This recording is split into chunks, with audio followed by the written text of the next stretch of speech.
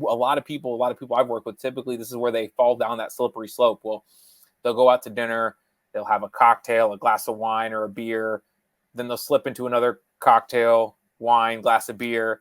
And what happens is that our body has this false sense of hunger. And we look for the thing with the biggest energy, which is typically pizza, Taco Bell, burgers, whatever's open at that night, because that's literally it.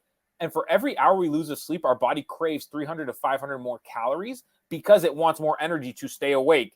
And when we drink alcohol, it tells our body. So this is the analogy I like to use. Eric, if you had a fire and a leaky faucet in your house, which one would you attend first? The leaky faucet or the fire? Yeah, you're going to have to put out the fire. You're going to have to put out the fire. And your body sees alcohol as a fire and losing fat or trying to gain muscle as a leaky faucet, like literally just a drip.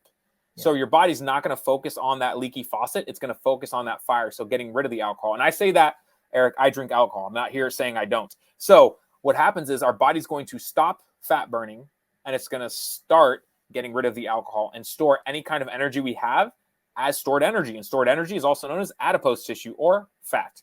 Yeah. So I'm not saying you can't drink. I'm just saying typically when we drink, we get less sleep. We tend to crave more higher energy foods, less nutrient dense.